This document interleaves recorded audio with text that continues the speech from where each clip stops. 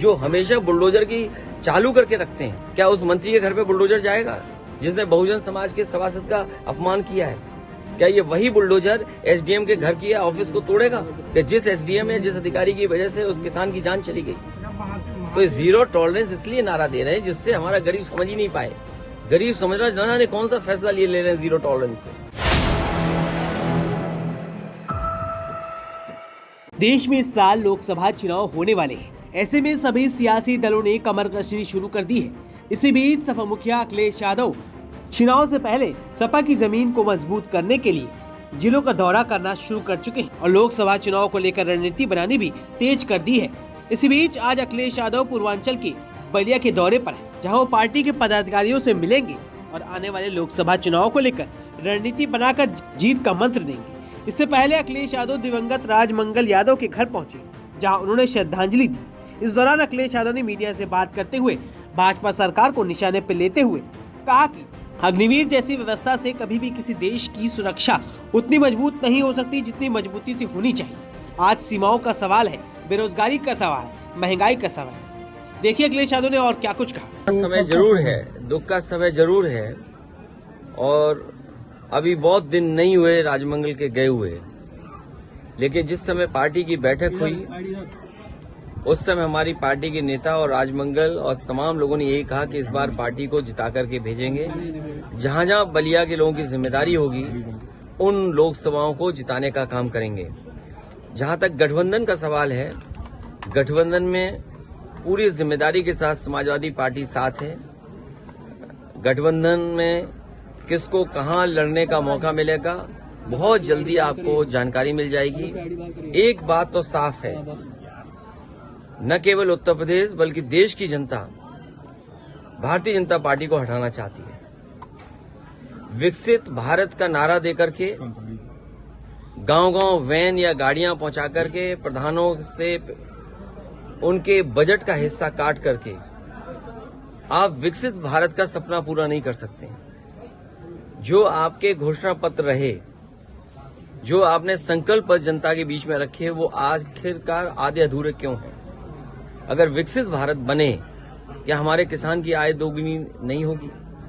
जो घर बैठा नौजवान है वो बेरोजगार है, उसको नौकरी या रोजगार मिलेगा कि नहीं मिलेगा? और फिर हमारी सीमाएं कितनी असुरक्षित हो गई हैं। अभी हाल ही में आपने देखा होगा कि देश के रक्षा मंत्री को जो घटना हुई उनके घर परिवार के लोगों से मिलने जाना पड़े। 3 लोग सिविलियंस मारे गए थे, 8 घायल, शहीद किया नहीं गए रक्षा मंत्री जी। बीजेपी के नेतृत्व जो शहीद हुए उनके घर नहीं गए, वहां गए जो सिविलियंस मारे गए थे।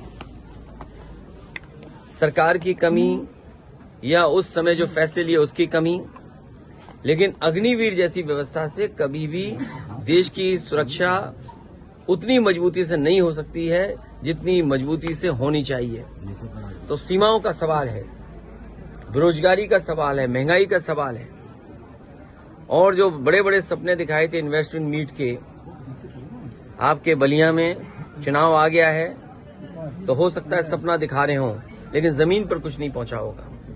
अगर 40 लाख करोड़ का इन्वेस्टमेंट का सपना देखा है और मुख्यमंत्री जी ने विधानसभा में कहा हो, तो क्या बलिया का हिस्सा नहीं रहा होगा या गाजीपुर का हिस्सा नहीं रहा होगा या आपके बगल का जिला देवरिया उसका हिस्सा नहीं रहा होगा? आखिरकार 40 लाख करोड़ में ये आखिरी के हमारे पूर्वांचल के जिले में क्या पहुंचा है? और समाजवादियों ने जो सड़क बनाई थी कम से कम उसकी वजह से समय पर आ गए, मौसम खराब होने की वजह से भी नहीं आ सकते थे, लेकिन सड़क अच्छी बनने की वजह से कम यहां पहुंच गए और समय से परिवार और अपने पार्टी के कार्यकर्ता नेताओं से मिल पाए। बीजेपी के लोग जीरो टॉलरेंस कहते हैं करप्शन के लिए।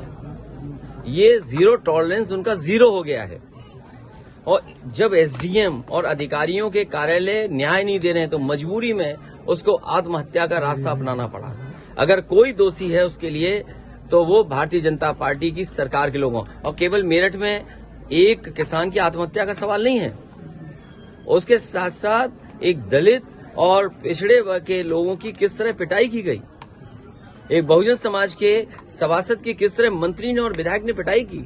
बताओ क्या कार्रवाई की इस सरकार ने? जो हमेशा बुलडोजर की चालू करके रखते हैं, क्या उस मंत्री के घर पे बुलडोजर जाएगा जिसने बहुजन समाज के सभासद का अपमान किया है? क्या ये वही बुलडोजर एसडीएम के घर की ऑफिस को तोड़ेगा? कि जिस एसडीएम या जिस अधिकारी की वजह से उस किसान की जान चली गई?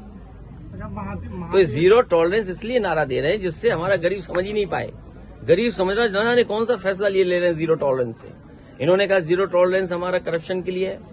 आज करप्शन क्या है? उसी का परिणाम है कि जान देनी पड़ रही है, और पहली जान नहीं गई है। इससे पहले बाराबंकी में, हैदरगढ़ में भी इसी तरह एक किसान अपने न्याय के लिए गया था, उसे आत्महत्या करनी पड़ी, जान चली गई। कभी मुख्यमंत्री आवास में इतने लोगों ने आत्महत्या नहीं की होगी। कई बेटियां न्याय के लिए आईं और मुख्यमंत्री आवास के सामने आत्मदाह किया, उनकी जान नहीं बची, चली गई। और मैं अपने पत्रकार साथी से कहूंगा, वो तमाम आंकड़े आप निकाल करके जनता को बताएं कम से कम कि कितनी ऐसी घटनाएं इस सरकार में हुई हैं। वो बात इसलिए नहीं हो रही है क्योंकि जब मुख्यमंत्री जी खुद ही कहते हैं 46 में 56, उन्हें गिनती की जानकारी कम है। उनसे सवाल पूछो, कुछ जवाब देते हैं कुछ। और प्राइमरी स्कूल आप देख लीजिए, बच्चों की संख्या कम हो गई। इंटरमीडिएट में देख लो, बच्चों की संख्या कम हो गई। आईटीआई पॉलिटेक्निक में एडमिशन लेने वालों की संख्या कम हो गई। आखिरकार आप देश को कहां ले जा रहे हैं? अमेजोन जैसी कंपनियां, या अमेजोन न बोलूं मैं, या जो नए तरह का व्यापार बिजनेस हो रहा है, उसमें नौकरियां रोजगार हैं। तो सरकारों को जो परिवर्तन और बदलाव लाना चाहिए वो नहीं ला रहे हैं। वो अपने जो आइडियोलॉजी है उसके हिसाब से शिक्षा को देना चाहते हैं। अगर वो आइडियोलॉजी के हिसाब से शिक्षा दोगे तो हमारे समाज और देश का भला नहीं होगा। नौकरी रोजगार कैसे मिले उसकी अगर व्यवस्था करोगे, शिक्षा उस तरह की, तो शायद नौकरी रोजगार मिलेंगे। तो जो क्वालिटी ऑफ एजुकेशन होना चाहिए वो नहीं है। हमें याद है कि पूर्व प्रधानमंत्री चंद्रशेखर जी के नाम पर यूनिवर्सिटी दी गई थी। यूनिवर्सिटी सफाई सरकार में देना शुरू हुआ। इस सरकार की जिम्मेदारी थी इस यूनिवर्सिटी को और कैसे बड़ा किया जाए, इसमें और नए कोर्सेज कैसे लाए जाएं जिससे बलिया और आसपास के पूर्वांचल के नौजवानों को अच्छी एजुकेशन मिल जाती। और आज जिस एजुकेशन की जरूरत है, क्वालिटी एजुकेशन, वो मिल जाती। जिस कोर्स से नौकरी रोजगार मिल जाए उस तरह की व्यवस्था और ट्रेनिंग होती तो शायद ये यूनिवर्सिटी न जाने कितनों के भाग्य बदल देती। लेकिन सरकार को ध्यान ही नहीं है, सरकार को कुछ और दूसरी तरफ ले जाना है।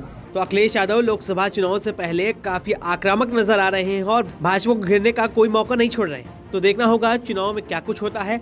तब तक के लिए बने रहिए 4PM के साथ।